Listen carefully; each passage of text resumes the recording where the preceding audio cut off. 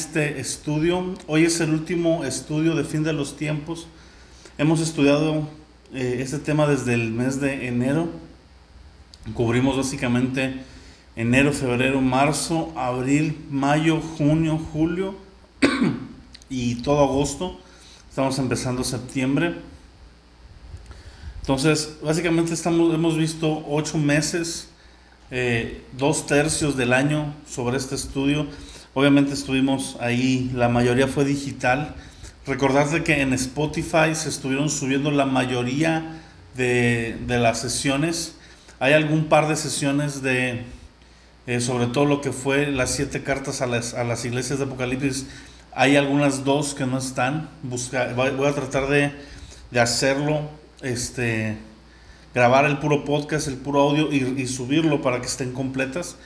Pero puedes seguir toda la lista en Spotify y en nuestro canal de YouTube también. Puedes seguir todo el estudio, puedes volver a verlo. El propósito del estudio fue dar un estudio general. No entramos en ciertos temas tan ¿cómo decirlo?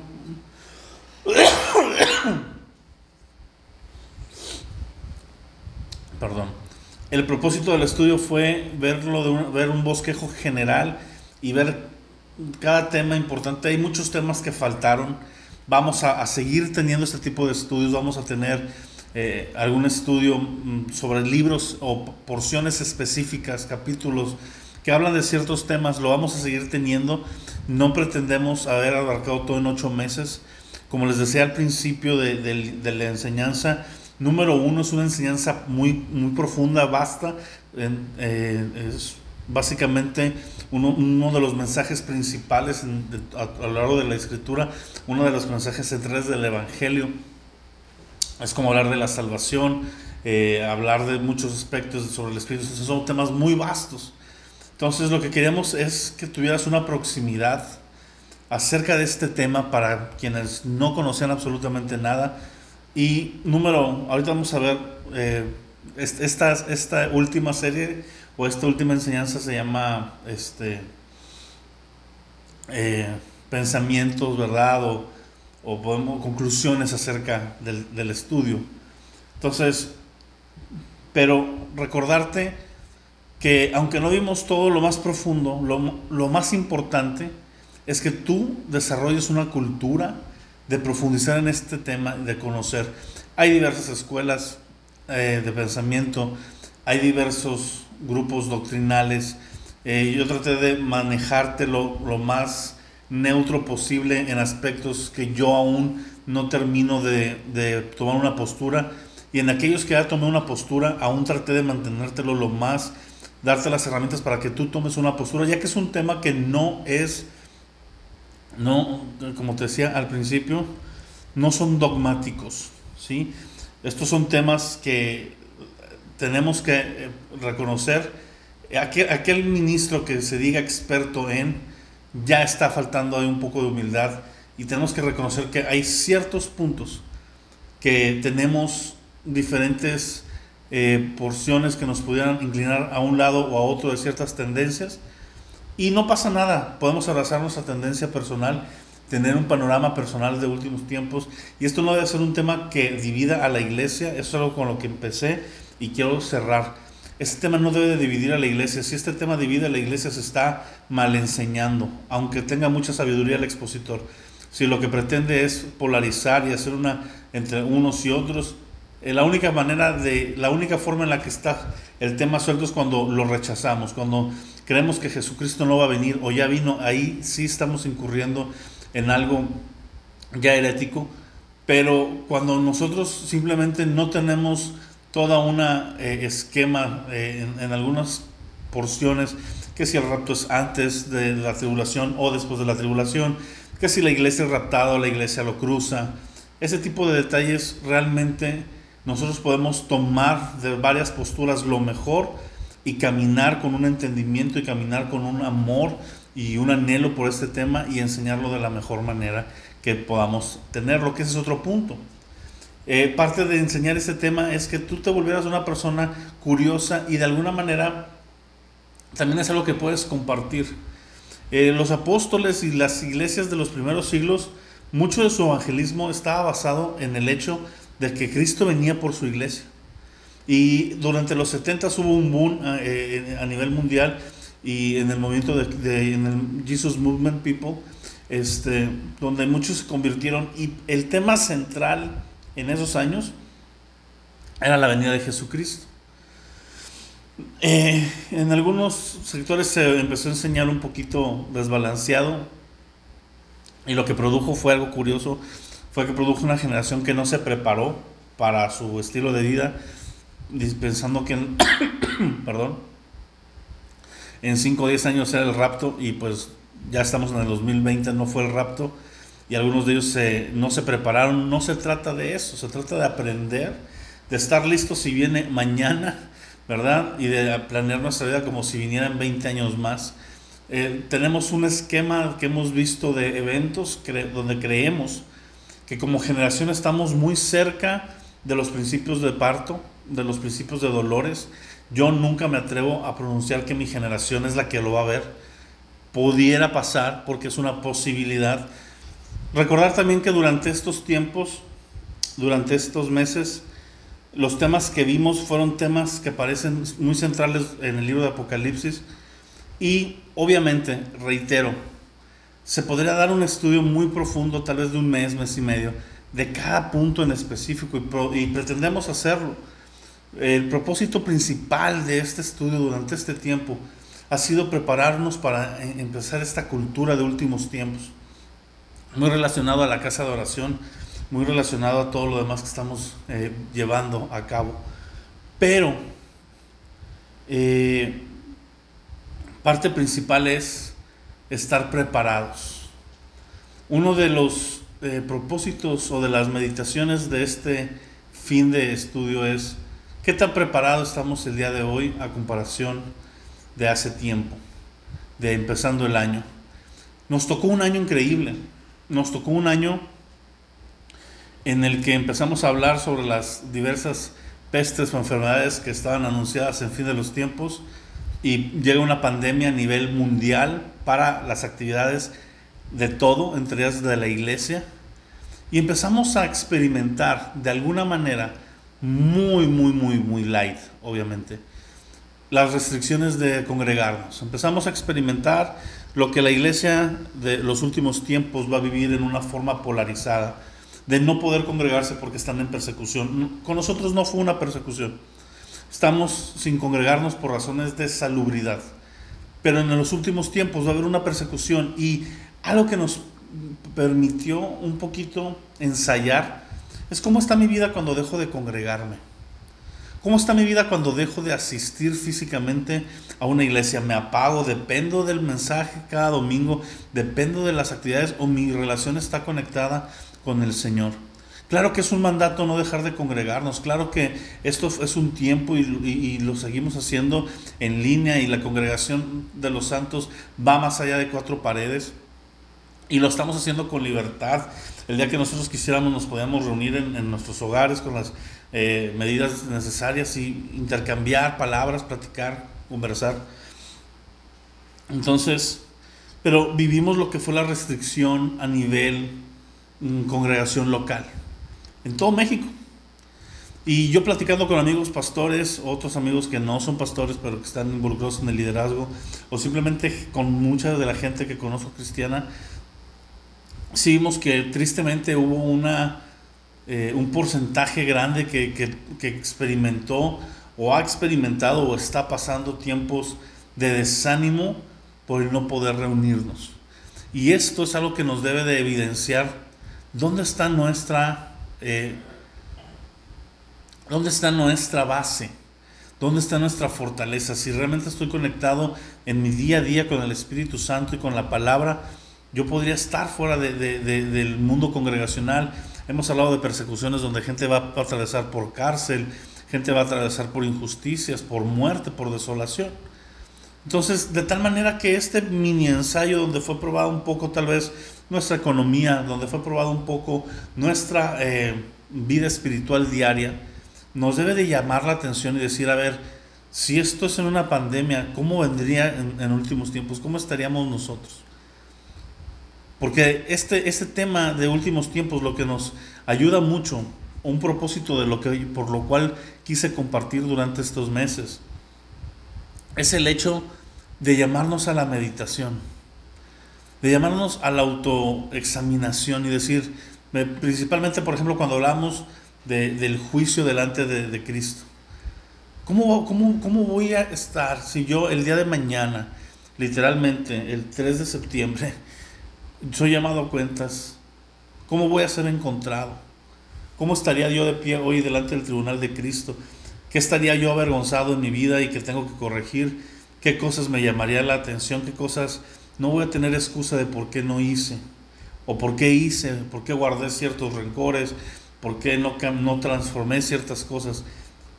Ese tipo de autoexaminarnos debe de estar diario para motivarnos a una vida en santidad, para motivarnos a una vida en comunión con el Espíritu Santo, para motivarnos a una vida pura delante de Él, de tal manera que podamos llegar con la menor vergüenza posible y llegar y decir, Señor, aquí estamos, no fuimos perfectos, yo lo sé, aquí estamos, y que Él nos pueda decir, ¿sabes qué? Fuiste fiel en lo poco y te voy a poner en parte de lo mucho, entra al gozo de tu Señor. El pensar en últimos tiempos tiene que volverse en nosotros un mensaje esperanzador. Cuando recién empezábamos estas enseñanzas, y sobre todo también ahorita al final que terminábamos hablando con los sellos, las copas y todos esos juicios, recordar que el mensaje no es un mensaje de destrucción, no es un mensaje de desesperanza, al contrario, para el creyente tiene que ser el mensaje de mayor esperanza, porque es la culminación de los planes de Dios en la tierra, que terminan con Jesucristo reinando en total resplandor, en total autoridad, en total control, con su iglesia, llevándonos a un reino que planes y cosas no están aún reveladas de lo que viene por venir al final, ya después de todo lo que hemos visto en Apocalipsis. Saber que hay una eternidad entera con Él que aún está guardada en su corazón para mostrárnosla. Entonces, el mensaje para el creyente jamás debe de caer en un mensaje de temor o de miedo. Aquellos que no leían Apocalipsis porque les daba miedo, yo te animo que ya rompas eso y que sigas con mi consejo de leer Apocalipsis seguido en tu vida devocional. Si puedes estar leyéndolo una vez por semana, está perfecto, 3 capítulos diarios. Puedes leer todas las semanas, leer de pasta a pasta Apocalipsis. Vas a ir familiarizándote, Dios te va a ir dando revelación. A lo mejor tenemos a un erudito que está a punto de recibir una revelación profunda en el libro, ahí en la línea, ¿verdad? Que no se ha puesto a meditar, pero pues puedes hacerlo. Entonces, recordarte eso, el espíritu es tener una esperanza, tener un anhelo y no tener miedo. ¿Por qué? Porque en la hora de la prueba Él promete estar con nosotros. Él dice, los voy a guardar de la hora de la prueba. Y mucha gente interpreta que por eso la iglesia es quitada. Pero cuando tú lees el contexto original es que en medio de ese trato Él va a estar con nosotros, que Él nos va a mantener, Él nos va a sostener. Entonces, cuando hay esa promesa, tú y yo podemos descansar en que Él es fiel, Él es el testigo fiel, Él cumple sus promesas, y nosotros podemos abordar este periodo de tiempo de la iglesia con una esperanza, con un ánimo y con un anhelo. Cuando Pablo se está despidiendo de Timoteo, él dice, he peleado la buena batalla, he terminado la carrera, he guardado la fe. En el futuro me está reservada la corona de justicia que el Señor, el juez justo, me entregará en aquel día, no solo a mí, sino a todos los que aman su venida. Con este versículo quiero terminar este estudio. Pablo fue un hombre que gastó su vida completa para el Evangelio. El tiempo que conoció a Cristo, sabemos que antes fue un perseguidor, pero después de haberse convertido al Señor, gastó su vida entera, sus energías, su salud, sus mejores años en el servicio a Cristo. ¿Por qué? Porque él conocía esto. Él conocía que había una corona de justicia que está reservada para aquellos que aman la venida de Cristo. Pablo trabajó de tal manera para que si la venida de Jesús se daba con él vivo, lo encontrara haciendo la obra por la cual había sido llamado. Y que si le tocaba partir antes, saber que él iba a resucitar. Él enseña a los corintios, ¿verdad? Cuando les dice, no, hermanos, los muertos en Cristo van a resucitar primero y van a ser levantados y nos van a llevar la delantera. Él sabía y él decía, si viene cuando estoy vivo, seré llevado con él transformado. Si morí, seré resucitado. Él tenía una confianza plena en la vida eterna porque había conocido la vida eterna, había conocido a Jesucristo, tenía ese encuentro con él. Y de la misma manera me encanta ese versículo cómo termina. No solo está esa corona para Pablo, sino para todos los que aman su venida. Esa debería ser la característica de los creyentes en cielos abiertos. Yo quiero que tú seas un creyente que ame la venida de Jesús. Ame el hecho de que Jesús va a regresar, de que ahorita Él dijo, ¿saben qué? Yo me voy, les voy a preparar morada, en ese espacio en la morada de mi Padre, pero yo vengo por ustedes de regreso. Y estar viviendo esperando que Él vuelva.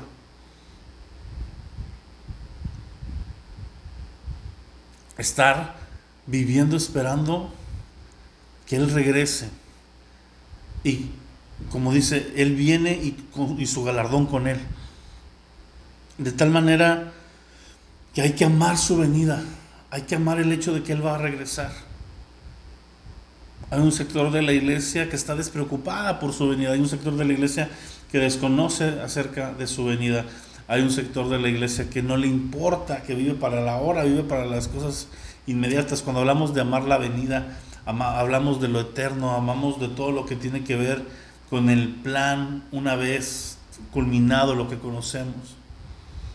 Y obviamente, si tienes una postura teológica, vas a amar algunas posturas, pero no se trata de amar el modelo escatológico de su venida, se trata de amar su venida. Amar el hecho de que viene, eso es algo que nos une como pueblo, saber que va a venir por nosotros, seamos posmilenialistas o premilenialistas, seamos pretribulación o posttribulación, Él va a venir y vamos a ser llevados y vamos a ser tomados en el momento que Él dice, creamos que fue antes o que era después, vamos a ser llevados y tomados por Él, vamos a ser transformados por Él, vamos a encontrarnos con Él en las moradas celestiales. Y vamos a vivir grandes cosas y no importará mucho ya en ese momento nuestros modelos, pero lo que sí importará fue un corazón que se cultivó durante años aquí, anhelando y diciendo queremos verte, queremos participar contigo, queremos ser parte de esta gran profecía, queremos ser parte de este gran movimiento. Entonces, mis amados, hoy hemos concluido un estudio glorioso.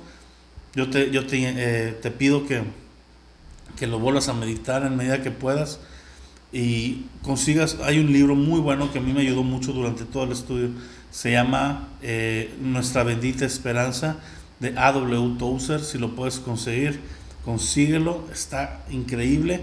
Y hay otro libro que se llama Guiados a la Eternidad, acerca de tener una perspectiva eterna, más que de fin de los tiempos, es de tener una perspectiva eterna. Ese es de John Bevere, también lo puedes checar. Y bueno, pues por mi parte ha sido todo, ha sido un estudio de mucha bendición, espero que para ti también. La próxima semana tal vez ya empezamos un nuevo estudio o damos algún tema ahí suelto y para seguir con los temas, pero bueno, hemos concluido fin de los tiempos. Entonces por mi parte ha sido todo, espero que esto haya sido de mucha bendición para ti. Estate pendiente porque estamos también ya en vísperas de ver qué sucede con todos estos cambios del semáforo, de naranja a amarillo y todo este rollo, para ver qué viene en cuanto a reuniones presenciales en un tiempo para cielos abiertos. Pero por lo pronto seguimos con nuestra reunión de estudio en línea y posiblemente estemos añadiendo un refuerzo del estudio vía Zoom. Esa es otra opción que estamos manejando, estoy tratando de manejar ahí, ver si lo manejamos vía Zoom y que se pueda quedar en línea el video, pero sería en el nuevo formato ya con el nuevo tema ya establecido. Entonces por mi parte es todo, que Dios te bendiga, nos vemos la próxima semana. Hasta luego.